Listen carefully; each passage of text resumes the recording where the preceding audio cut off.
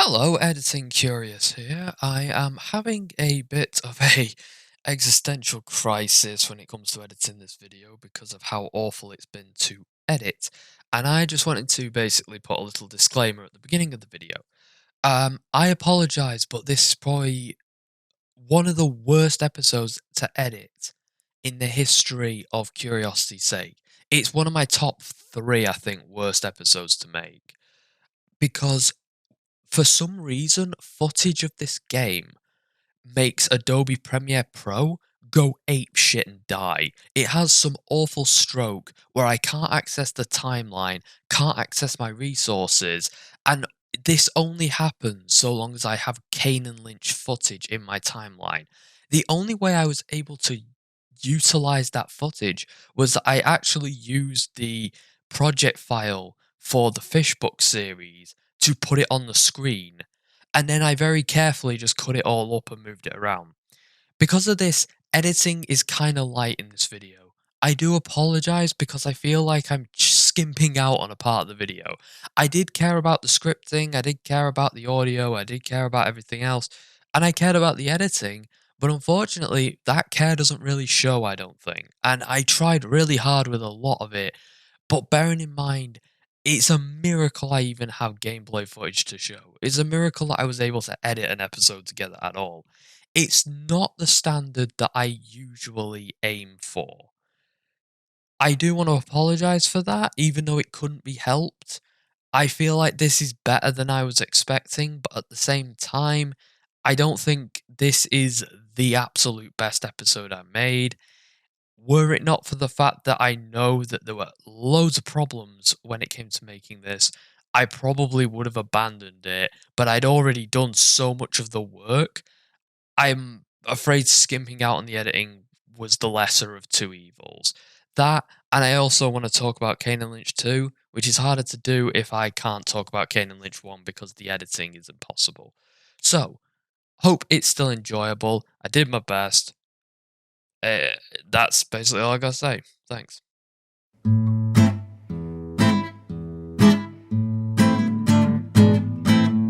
A ja taka dziwočka, cingi-lingi boom, rada pijem pivočka, cingi-lingi boom, rada pijem. You know, when I first started this channel, there were a few games that I wanted to utterly demolish in a review. One of those games was Duke Nukem Forever, which I did last year, and another one is this game, which I'll be talking about today, which is Kane and Lynch. I bought this game in 2009 due to my love of the Hitman series and thinking, well, this is made by the same people, so it must be good. Bearing in mind that way back in the day, that was true. Like, if you played Jak and Daxter the Precursor Legacy, Jak 2 wasn't going to be a broken, buggy, ill-thought-out mess. It was likely going to be an improvement in a lot of ways.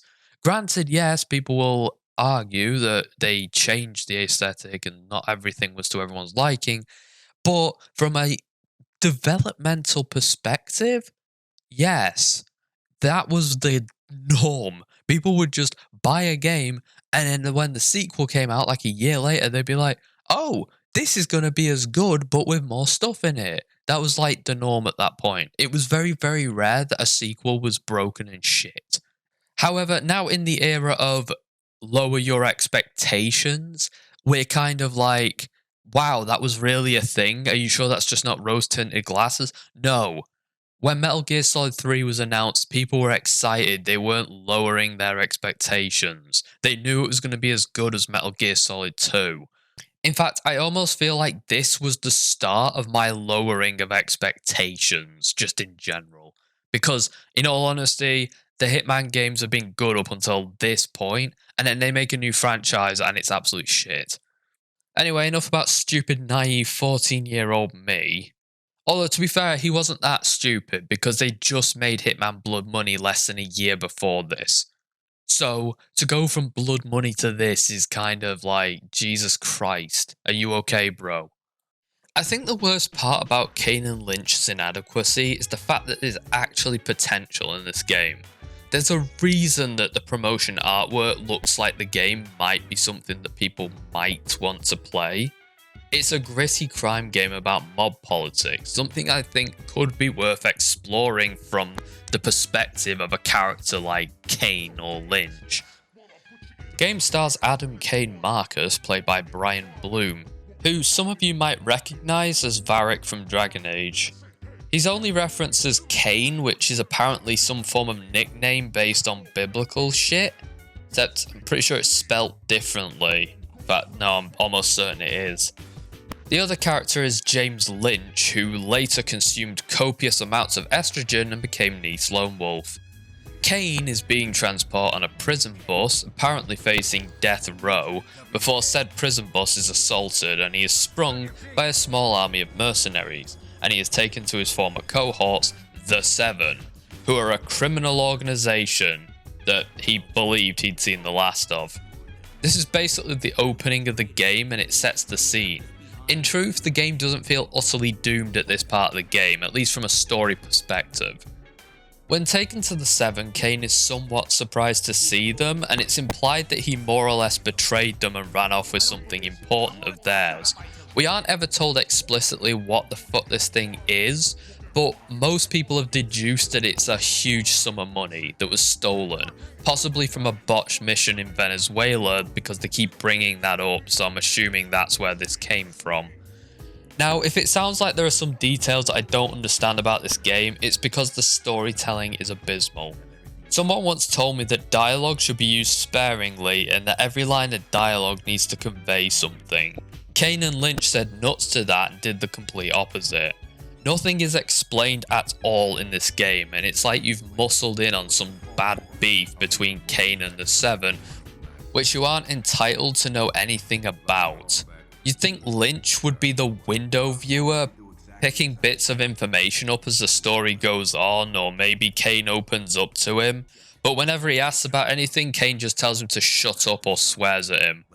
Swearing is like 87% of this game's dialogue, by the way, and it more or less makes the whole game feel utterly juvenile. This is a 10-year-old's idea of adult entertainment, just everyone shouting fuck at each other and nobody explaining anything about anything, because nothing was thought through. Now, I know that in a story you don't blow your load exposition-wise all at once. You kinda let things flow naturally, you know, kinda like sex. I get that, and I understand what this game is trying to do with its narrative.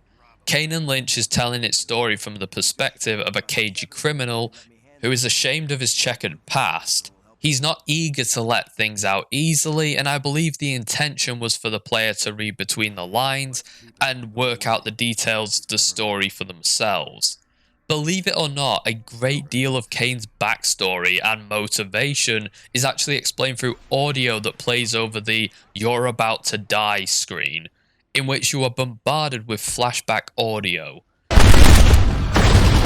You're stealing your own shit, damn it. Fuck! That old fucker took it! Everything's cool, Lynch. We're done down here. This is honestly as annoying and dumb as it sounds from a gameplay perspective, but at least it'll happen so much that we'll learn a bit more about the story through this. Even with this, I struggle to understand the story from just playing the game itself. For example, during Kane's downed reflection moments, it's implied that Kane's marriage fell apart because his kid found a gun in the house and shot himself. This is all that's given to us.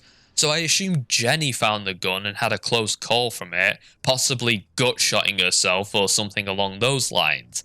However, what actually happened is that Kane's 2-year-old son, who I didn't even know existed, found his service weapon from when he was a police officer, because that's a part of his backstory that they didn't think was worth telling us, and he accidentally shot himself. Do you see at this point what I mean? I wouldn't have known a scrap of that had I not looked it up on the Kane and Lynch wiki. When a third-party wiki that's not even complete is better at telling your story than your actual story, you fucking failed at storytelling. I don't care what you were trying to do, the result is a mess. The Seven are the dumbest criminal organization in any game ever. Bibleman villains are more threatening than these fucking clowns. I mean, they are ruthless and kill people and shit, so they have that going for them. but their motivations are all over the fucking place. Basically, they kidnapped Kane, wanting him to retrieve this money that was stolen from them after Kane betrayed them. Okay, that makes sense. This money is missing, and he's the only one who knows where it is. And it does sound like a substantial sum, so I could understand these guys wanting it back. They kidnapped his wife and kid and hold some leverage over him to ensure that they get their lost wealth back. It's a bit cliche, but it's a plot that works. That's fine. I'm happy with that. But Lynch actually breaks this story, as the Seven more or less use Lynch as Kane's handler. I guess that's his role in the earlier part of the story. He has to go with Kane to make sure he stays on task, and he brings Lynch up to date with his attempts to bring the money back so that Lynch can then relay it to the Seven. Again, this works for a co-op game with a secondary character. That's all fine, except Lynch is dangerously unqualified for this job. Not only is Lynch completely oblivious to the point that Kane has to fucking teach him everything, wasting valuable time in his 3-week deadline time slot, but Lynch is also a schizophrenic who hallucinates and randomly murders people. The only reason you'd partner anyone up with Lynch is that you want them to fail. I actually feel like the reverse of this would have made more sense. Like if Lynch was the one that stole the money and Kane had to make sure that he got the money. Hell, I think that would have actually been a much better version of this plot, because Kane would have to work for the Seven to redeem himself and make sure that Lynch redeems himself. And that could be where it all falls apart. It would make more sense, I think, as a story. But the only reason I could honestly think of pairing someone up with Lynch is that you want them to utterly fail. There's no other reason. He's inexperienced, unqualified, dangerous, stupid, and prone to psychotic episodes which result in piles of bodies. So, do these guys want the money or not? If they do, why not send one of their own people? Like one of the Jailbreaker crew? Any of those guys would have been able to do what they asked of Lynch without any of the issues that Lynch brings to the table. Hell, this is part of the Hitman's cinematic universe that they were trying to build at the time. Yes, this takes place alongside the events of Hitman Blood Money. I don't know why hiring Agent 47 wasn't an option, or someone from his agency of covert assassins and mercenaries. Why not send the Seven themselves by Kane's side? Carlos or one of the super evil brothers. Oh, by the way, this guy's literally voiced by Charles Martinet. I shit you not. He's literally evil Mario and this guy is evil Luigi. But yeah, there's apparently a group of elite mercenaries with hundreds of staff members at their disposal, and for what might be the most important thing they've ever pursued, they're apparently going to send Homicide's answer to Oliver fucking Hardy. Bravo. So, Kane hires a safecracker to break into a bank to steal his own shit. They explain that this is fucking stupid, but they don't explain why the stupidity is necessary. Like, there are dozens of reasons as to why Kane might have to do this, but since none of them are given, I'm just gonna go for Occam's razor and say that he's a fucking idiot. Maybe this could have been explained in the cutscenes or during gameplay, but every time Lynch asks a question, he's always told to shut up or just told to do what he's told. Or someone just swears at him, and there's no attempt to justify this idiocy to the characters or to the audience. Speaking of fucking idiocy, they send Lynch down into the lobby to watch the hostages and learn that he's a paranoid, delusional schizophrenic who sees the hostages as zombies or something and murders them all. Now, it's understandable at this point in the story, since Kane doesn't know anything about Lynch up until this point, and he was lied to and told that Lynch's antipsychotic medication was for stomach problems. Which is kind of on Lynch that he doesn't mention, hey, sometimes I murder people for no reason, tee-hee. It was also nice of the Seven not to include this in his CV that they didn't give to Kane. They could have maybe said, oh, by the way, Lynch sometimes freaks out and murders people. Might want to keep an eye on that, you know. Mom of Mia. Yet another reason why it feels like the Seven really want Kane to fail. I like how this guy crashes his car and burns to death, and they just watch saying there's nothing they can do. Bitch, you stood right next to the driver's seat door as you say that. What are you talking about? Anyway, after murdering the first of many allies, Kane and Lynch take a trip to Japan, where they proceed to beat the shit out of the daughter of a major Japanese businessman and hold her hostage, so he'd give them his half of the money. Kane, being a fucking genius, decides not to leave the hostage with the two capable mercenaries he brought along for extra muscle, but instead leaves her with the psychotic who fucking trips out and murders people for no reason. Fucking bravo. Amazingly, after Lynch fucks up Kane's only chance at saving his family, Kane decides that this is the moment to be especially nice to him. I'm really not sure why, but I guess that's character development. It just doesn't make any sense. Kane's family absolutely hate him, and it's almost comedic how much they do, because Kane makes no effort to even disagree or justify himself. Like, they keep insisting that he should be dead, and he just sort of agrees, but tries to help them anyway because he's so guilty. It's kind of sad in a way, but I find it a little funny that none of them say a nice thing to Kane throughout the entire game. Even his own flesh and blood despise him. Honestly, I don't think a single shred of kindness, decency, or purity is found in this entire game.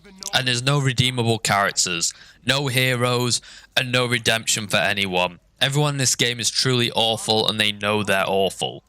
I do kind of like this in a weird roundabout way, because this is truly a game about being the villain, and living in a world in which villainy thrives. But at the same time, it makes it really hard to give a shit about anyone or anything. Kane's predicament is entirely his own fault, and his choices more or less cement a path ahead full of pain and misery. Kane's wife is murdered and buried in a shallow grave on a building site, and Jenny is soon to be next. Jenny's his daughter. She's established at this point in the game pretty much. Oh wait, no, he wrote a letter to her at the start of the game, but this is where we first meet her. Rather than just execute him there and then, the mobsters leave, giving Kane ample opportunity to kill the guards and escape with his daughter. This part of the game is actually excruciating from a gameplay perspective, but we'll burn that bridge when we get to it. The rest are running away. Yeah, but you never know. Cover me. I need to talk to my daughter. Jenny! No! What have I done? Are you hurt? Look at me. Jenny! Are you okay? I promise no one will hurt you.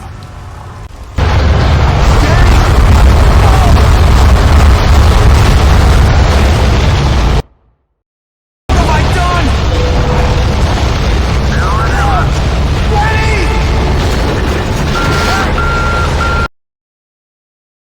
Kane tells his daughter to run off in a world where the rich and powerful gangster mercenaries are trying to hunt her down and kill her. This 14-year-old girl who just witnessed her mother getting shot in the head right before her eyes is told to just run off and take care of herself. I mean, even Lynch knows that this is fucking stupid, and Kane just tells him to shut up. It's funny because even Agent 47, a fucking sociopathic robot of a man, at least understood not to just leave a child unattended and actually dropped her off somewhere she'd be safe before going on his stupid suicide mission in Hitman Absolution.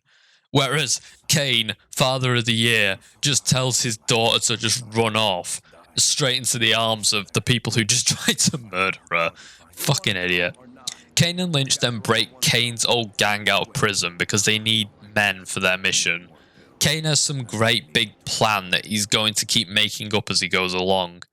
They break into the prison with their newly acquired dump truck, and apparently none of the guards in the guard tower noticed, not until it had rammed a hole in the prison wall.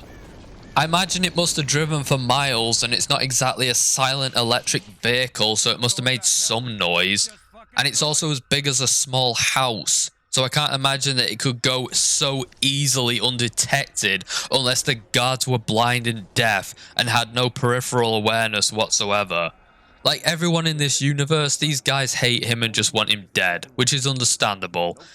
They do try to characterize these guys somewhat. Like, this guy has a connection to God and this guy has some other thing going on.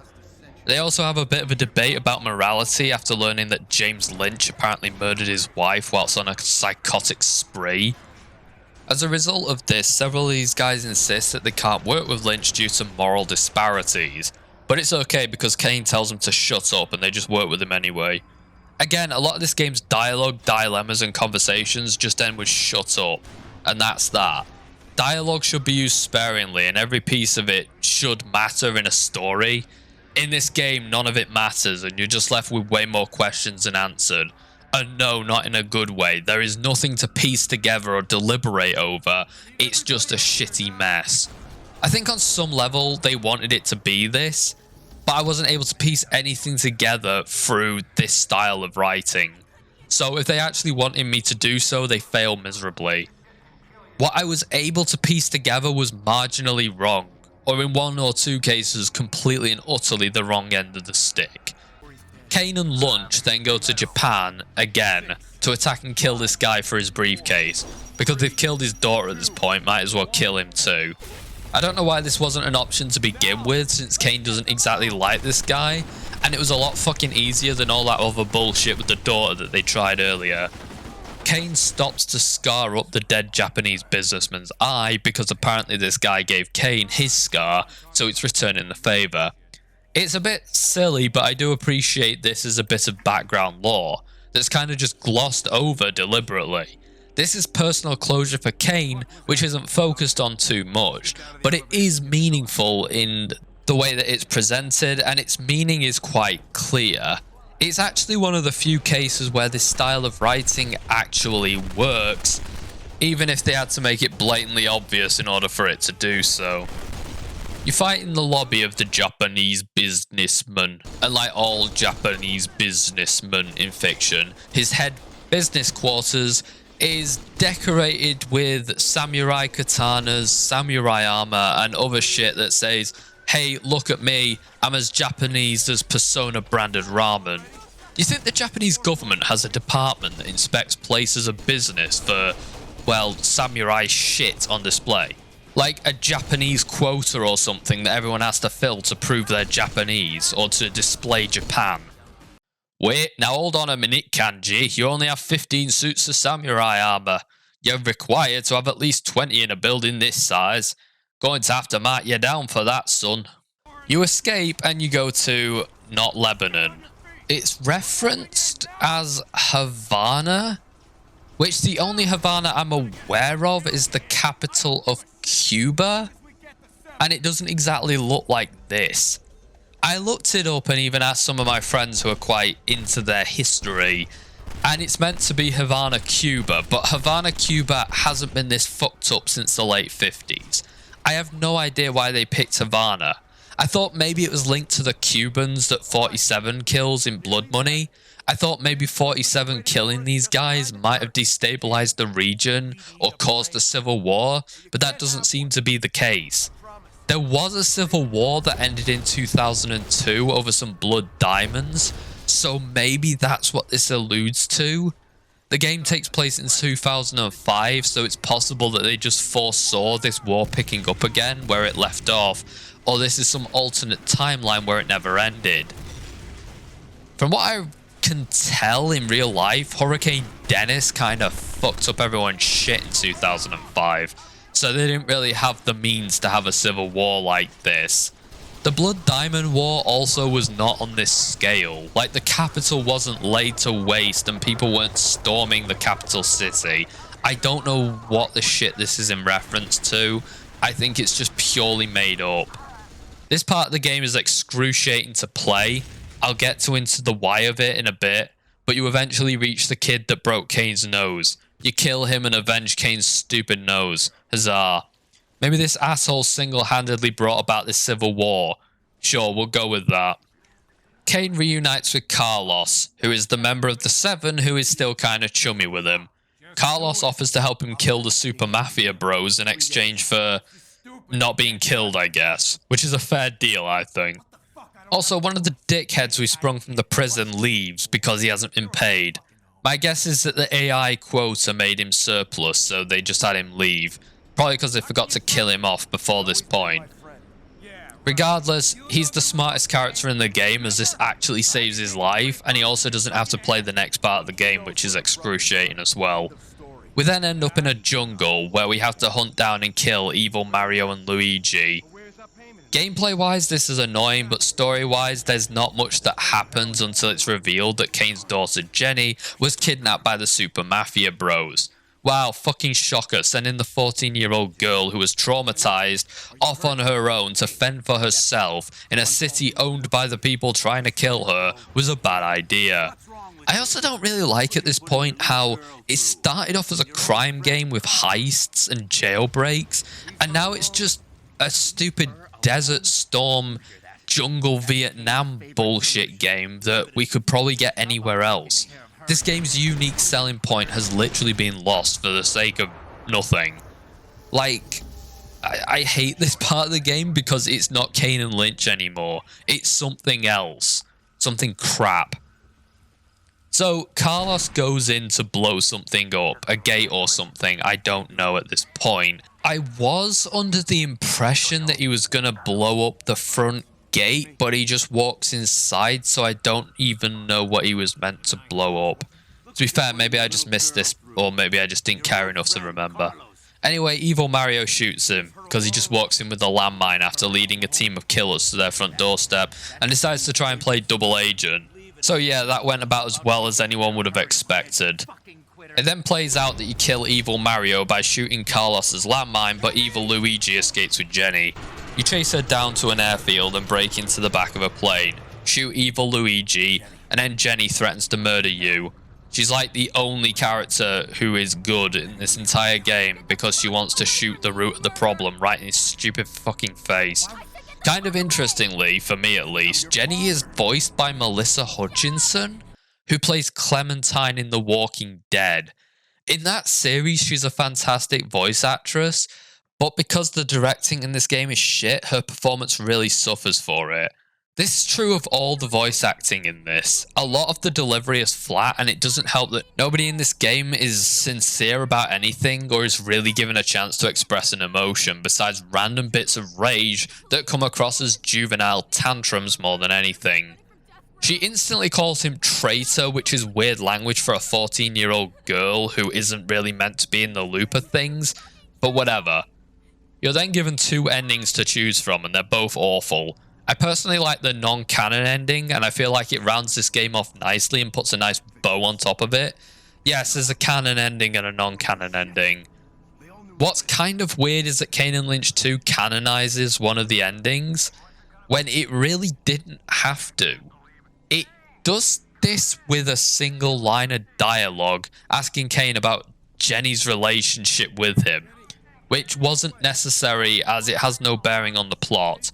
But I like to imagine that ending 2 happened and Lynch is just so out of it and so up his own arse that he asks Kane how his daughter is doing, forgetting that she's dead. It's quite in character for him as he's fucked up in the head and a prick, so I could picture him being so insensitive. So, in ending 1, they get on the helicopter and Kane abandons Lynch for some reason. I get him abandoning the rest of the men, but why not ask if Lynch is coming or not? I'm sure Lynch would have come with him instead of going on a suicide mission by himself. Jenny tells him that she hates him as they fly away and they all live begrudgingly ever after. Ending 2, Kane goes down into the village to save his men. Now, the first reason that I kind of like this ending is that Kane actually attempts to redeem himself after getting what he wants. He tries to embrace the man that he wants to be and be a good example to his daughter, as otherwise the first thing he does in front of her is leave a bunch of men to die, men who trusted him as well. So Kane arms her and tells her to go into the valley with him. They fight their way through, and it's very likely that Jenny will get injured along the way, as she's untrained and, well, she's a 14-year-old girl who has just had a gun shoved into her hands. So yeah, you can't really expect this to go well. You fight like hell to get to a church where the remainder of your men are hiding, and only one of them is alive. Despite the fact that you clearly came back for him, he's mad at you. Because you said you wouldn't come back for him? But on the radio it's implied that they believe he's likely to come back for them, so I think some wires got crossed. Anyway, Kane says, fuck the men, I'm going after my daughter, like he said he would at the very beginning of the mission, and this somehow negates his efforts to save them after getting his daughter. I'd honestly say that him choosing to risk the thing he came to save their worthless asses should negate the fuck the men speech, but what do I know? You get the guy down to the boats and he instantly runs off and betrays you, leaving you all behind. I really don't know why he does this, but whatever. Meanwhile, Jenny has been shot and Lynch tells Kane this sad news with all the emotion of a mate telling his other mate that he dropped an expired bus ticket that he didn't even want out of his wallet. Kane, your daddy is down!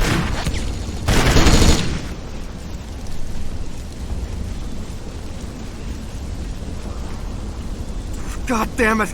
She's slipping away! I'll have to carry her. She can't be dead! Kane, she's dead. Shut up! She's not dead! I just told you! Fuck you, Kane. I owe you nothing. The fucking boat's mine.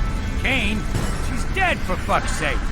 Kane carries her onto another boat, and by this point she's basically bled to death. Kane tries to read his letter to her corpse, as Lynch parts with some heartbreaking words of brotherly love. Oh, you should have taken that chopper. Your only chance. Just deal with it. Didn't even fucking know. Hilarious. Fucking hilarious. Then it cuts to a JPEG image of a boat. Wonderful. Fucking wonderful. I actually like this ending more because Kane's altruistic act, the only one he does in the entire game, he gets punished for. He also gets punished in general, which is nice because he's a fucking arse. I'd say that it's sad that Jenny died, but she had no personality at all, so I don't honestly care. I feel like this ending somewhat is a nice sorrowful coda to an out-of-tune song, which ends abruptly and stupidly under the guise of it's somewhat being tragic. I feel like this is a fuller ending, and if this was a standalone game, I feel like this could have felt more like the ending that completes the story. Sadly though, it's more like a what-if scenario nowadays, which, honestly, I think this is a better scenario. If you're running through this as a canon run-through, you're not really meant to play this bit, but like I said, Kane's reference to Jenny is so brief in Kane and Lynch 2, I can imagine this being canon to that game and Lynch just being a cow's prick, and Kane being too tired and frustrated to correct him. Regardless of the ending, Kane and Lynch is a joyless, thoughtless romp through an ugly world full of ugly people. I've heard people make excuses and even praise this game, but I just can't even pretend that I'm okay with how unpleasant this is as an experience. The deuteragonist only exists to fuck up and make conflict for the protagonist. The game might have been better if Carlos was the guy sent to keep an eye on him, and over the course of the story, Carlos was convinced to help Kane betray the Seven, or vice versa. I know that we can play the what-if game all day, but if Carlos helped Kane get the briefcases to secure his family and the Seven had Kane's wife killed, earning Carlos's disgust at their dishonorable ways, I think that would have made a more interesting dynamic between the two characters and for their motivations to make a lot more sense. I also think that the Japanese guy could have been the one they allied with, since he was willing to work with Kane to destroy the Seven, and Kane could have potentially have been trying to destroy the Seven, aware that he was creating a new Seven faction, once Carlos and not Heihachi took it over. As it stands, this crime story is kind of all over the place and offers very little to nothing by way of insight into the world of a career criminal, nor does it offer a compelling narrative. I like this game's focus on the more interesting of the two characters, but Lynch really does feel like he brings the game down and constantly has no purpose in being in the game. Nobody gets any real moments to let their character shine, and exposition is somewhat hoarded like dragon gold, and all you're treated to is vulgarity and vagity. Is vagity a word? Fuck it, it is now. Some may appreciate the parallels between this and the attitudes of a real criminal, but that just doesn't make it an enjoyable or good story. A good story would have made this possible to learn during the course of the game. Whether it would be through environmental storytelling or through Kane's character development, or hell, even flashbacks would have improved this game. As it stands, no, there's nothing, and you just have to piece together a jigsaw, which every piece is grimy and covered in gunk that you don't want to touch. Now that we've talked about the abysmal story, let's talk about the horrific gameplay. Yay! First thing I want to say about this game is it looks absolutely abysmal. For a game that came out in 2007, the same year as Lost Planet, The Darkness, Portal, and several other games that all still look decent to this day, this looks absolutely ugly as sin. It really does look like a slight touch-up from Hitman Blood Money on the PS2. And for the PS2, Hitman Blood Money looked pretty good. For the PS3, it looked absolute shite. It looked okay on the Xbox, but bearing in mind it came out the exact same time on the Xbox as it did on the PS2, and it was clearly developed with the PS2 and other consoles of its era in mind. The Xbox got a slightly touched up version of it. There's no excuse for this garbage. There's little to no detail in the world. There's certainly no world building or attention to detail like Hitman. And besides Kane and Lynch themselves, few if any NPCs have any real character design or character at all. Several vehicles in this game, like planes and boats, are just fucking JPEGs for some reason.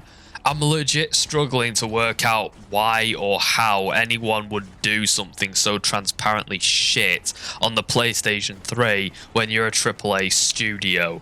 5 years ago, you might have been able to get away with this, but now, no. 2007? I'm sorry, but if your game looks shitter than Ico, which was made, what, 6 years before this? Yeah, your game probably shouldn't even exist. Most of the background objects are borderline textureless, even on the maximum setting with maximum resolution. This game looks genuinely arse most of the time. The main focus of the game is cover-based shooting. Remember when every game was a cover-based shooter for about 5 years? Gears of War did it, and people liked that so much that everyone needed to do it. Hell, Halo rip-offs are out, so let's rip off a different game until no one wants to see it again. Hell, even some games that started off less like cover-based shooters like the original Mass Effect just flat out turned into cover-based shooters. And it was kind of depressing. It was like, oh, what's this game gonna be? Oh, it's a cover-based shooter. Great. Except what's kind of funny is that the cover-based shooting doesn't really even work in Kane and Lynch. It's a bigger problem in 2, admittedly, where you can get hit from behind cover. But even in this game, you can just get blatantly hit when you are behind cover, quite safely behind cover as well. So even as a cover-based shooter, it's inept and shit. I believe they wanted this to be realistic, like most cover-based shooters. And as a result, you go down for the count after a bit of damage. Just like in real life, an adrenaline shot can just get you back up on your feet after you've been hit in the face with a shotgun blast. Whilst down, the screen goes white whilst you wait for the AI to save you, or attempt to save you. You see, having the AI save you is misplaced confidence by the developers, because the AI is pants on head stupid, but we'll get to that later. Whilst dying, you get a fade to white and a bombardment of quotes and the occasional bit of lore that you otherwise won't be privy to. This happens every fucking time you fall down, and you have to listen to the whole thing, even when it's game over and you know you're not going to make it. And you have to listen to the same things again and again with no option to skip them. This just adds to the game's overall tedium, where you can't even just die and have to have a whole operetta play out in front of you about the tragedy of the human condition before you're allowed another attempt at this crap bit of game. This especially makes game over sequences that you're repeatedly stuck on excruciating, because they are unskippable cutscenes essentially, that force you to sit in stunned silence as a doofy radio drama plays out. You also, as mentioned earlier, are left to the mercy of the AI, who are as thick as pig shit and might not even be able to find you sprawled out on your own in an open car park with literally nothing or no one around you. They inject you with an adrenaline shot as soon as they can reach you. The first time, this is great, but if they do it soon after, you overdose and die. Those of you who are thinking ahead might see the problem with this. If you go down too soon after going down the first time, you have to wait for your AI companion to come and fucking euthanize you. It's not like Left 4 Dead where you just die. No, you have to wait for one of these fuckfaces to come and put you out your misery, because strategically waiting for the previous shot to wear off is beyond their comprehension as an idea. So yeah, they are just going to come and kill you. They kind of remind me of them droids from Doctor Who that kill people with kindness, except they kill people with sheer stupidity. At one point, I had an AI follower throw a grenade and then act surprised that there was a grenade in the room. Fire in the hole! Clear! What the? Shooting is just a vague promise that a bullet will fly in the direction that you pointed your weapon at. Weirdly, the game discourages aiming altogether during the tutorial, and apparently you're just supposed to fire blindly throughout the entire game. Amazingly, this does actually help at several points, but the fact that the aiming is so shit that just shooting randomly is actually more effective is a point against the game, not for it. About a third of the way through the game, you're cursed to fight this fucking dump truck. I hate this dump truck. I hate it. Hate it, hate it, hate it. This dump truck is the hardest boss ever to feature in a Square Enix published game. And yes, that includes Final Fantasy XIV and all its insanely difficult raids and Kingdom Hearts' optional bosses. This thing is the root cause and source of all evil. So this big dump truck tries to run over Jenny and she's too stupid to run away. You have to more or less kill the dump truck before it kills her. It does not specify in any way how this is supposed to be achieved. You just have to work it out in a matter of moments. Fail? You have to go over an irritatingly long and unskippable game over sequence. Then you have to rewatch the cutscene that introduces the dump truck. And even if you skip the cutscene, it only skips half of the cutscene for reasons that no functioning brain could begin to comprehend. And then you get about 30 seconds to kill the dump truck, and if you fail, you have to go through all that shit again. I remember having to shoot out the windows, but that's not exactly how this works. You shoot out the window on the front to get it to miss Jenny, but you shoot the window on the side of the truck to kill the driver.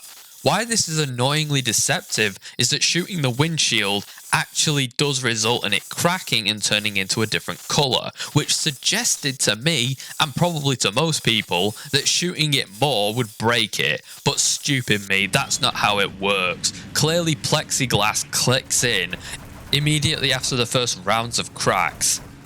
Bear in mind the game doesn't even give any real feedback when you shoot the window. Nobody tells you to do it. And there's nothing at your disposal to give you any hints or anything like that. Hell, players would be forgiven for thinking that the glass is outright bulletproof and that shooting it was a waste of time and ammo. Why is there so much wasted plexiglass in the universe of Kane and Lynch? You have to shoot out the side window, which is a pain in the ass, but at least I was able to do it and beat the hardest boss in all of gaming. After this point, you do the prison break-in, which is okay. In truth, the prison break and the bank heist are my two favourite bits in the game. They're what I kind of wanted when I played a game about two career criminals. The level design in the game is especially apparent here in how unoriginal and boring it can be. Everything is just square corridors with a little bit to break it up here and there. It works and makes sense, but outside of a few set pieces here and there, there's little to break up the basic repetition of running and gunning through a box. The prison break level is the last bit in the game where it feels like it's Kane and Lynch, because after this point they kind of just change things up completely and turn it into Conflict Desert Storm. The devs and the writers and Eidos in its lobotomized state decided that they were just going to rip off that game instead of making their gritty crime drama. For those of you who don't remember, because you're too much out of the blooming cradle, Conflict Desert Storm was a tactical multiplayer game, a bit like SOCOM, where 4 squad members worked together to utilise their skill set. Not only was it quite a cool game from a technical standpoint, issuing all kinds of complicated commands and planning out all kinds of tactics in a way that was very advanced but could be done from a PS2 controller, as well as it being quite well put together. The level design and everything like that really worked, and players were able to use that level design for a tactical advantage. One of the main things I remember about that game was the fact that there was a lot of controls and control combinations, so you did kinda need the tutorial to understand them, but once you were told them and told how they work, you remembered most of them and the game felt quite fluid throughout the rest of it. So, how does Kane and Lynch, a game that came out 2 years after the last traditional Conflict game and 5 since the first game in the series, compare? Well, you can tell this pack of invalids to follow you or wait/defend their position. That's about it. They also can't defend the position and die very quickly because they're too stupid. So you have to more or less keep them close and hope they don't inject you with enough drugs to kill a baby mammoth. The desert section often feels like death by firing squad. 14-year-old me didn't make it far past here, and I don't blame him. You have to inch your way through the territory bit by bit with some frankly awkward game design to become accustomed to and overcome in other cases. After this test of patience, you end up in the jungle part of the game, where you have to sneak up on a shack in the tall grass. If you get seen, they fire a flare and it's game over. 18-year-old me struggled a lot with this because it's actually some fucking terrible stealth gameplay. All of the enemies have a hive mind and are aware of your presence the second that you silently kill one of them, or if one of them smells one of your terrified farts. This time, I didn't fuck about, I just rushed them and gunned them all down. I'm like Rambo for real. There's a weird mechanic as well where you can see an enemy's sniper scope, and how they're zooming in on you, and you have to avoid it. It isn't actually too bad of an idea, but how does Kane know where the sniper can see? Also, most of the time, you find the sniper and he shoots you instantly in the head because you're trying to aim. Towards the end, you find yourself in a bit where you have to pursue a plane in the gunner seat on the back of a truck. You can get shot and fall off very easily. It's a fucking piss take. You have to shoot 2 towers and shoot these 2 ground fuckers with aiming controls that could only be matched if a dyspraxic let his arms fall asleep while shit-faced drunk. Eventually you get the choice between the good ending, ending A, it's the good ending because there's less gameplay, and the bad ending because there's more gameplay. I went for the bad ending. It's somehow less excruciating than the rest of the game, so I guess it gets a pass as far as most of it goes. You also get the added bonus of seeing Kane's misery, which is nice to see. Kane and Lynch is a joyless romp through the most awful world I think a game has thrown at me. Even GTA 5 has enough colour and silliness for it to be a little less depressing than this. There are some people who really liked the Kane and Lynch games. I don't really know why. I don't wish to dismiss them or diminish their likes, because I get that they're saying that they like it from their own perspective and that it's not a fucking masterpiece, but at the same time, I just don't get what the appeal is in these games. Maybe its lack of appeal is its appeal? I don't know. People like the Kane and Lynch 2 trailer because it has that gritty tone that I feel like a lot of people wanted from this game. I do like that this game isn't exactly apologetic with how awful its characters are, but then again, Kane does have a backstory that suggests that nothing that happened to him is his fault, which kind of shoots a hole in that. Maybe Kane becoming a worse person throughout the series would have been a bit more interesting had it developed as a series. However, given that Kane and Lynch 2, and yes, there is a Kane and Lynch 2, is worse than this in so many ways, especially in the story department, I feel like this could have maybe been one good game, but instead it was just two really shit games. Just overall, I feel like Kane and Lynch for me is a very depressing reminder of what games became for a bit.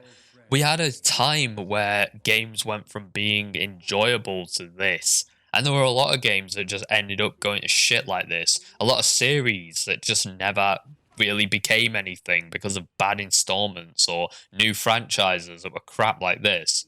There was a weird obsession with co-op gameplay, and I wonder if the co-op gameplay was Eidos's idea or if Square Enix forced it upon them. I don't fully know, but the co-op gameplay I don't think saves it because it's not really fun co-op anyway. It's very hard to find two people who want to play through this game.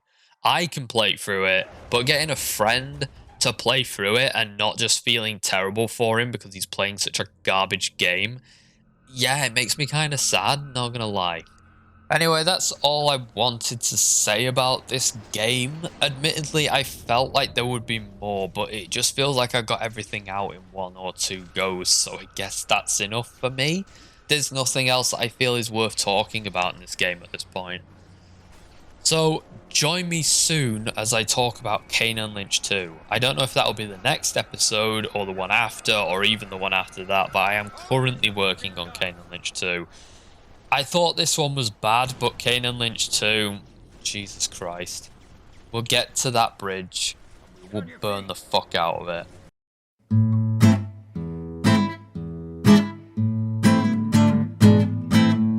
Aya taka dzivočka, cingy-lingy boom. You think you can out-rabbi me? Professor Curious is a fucking spurg.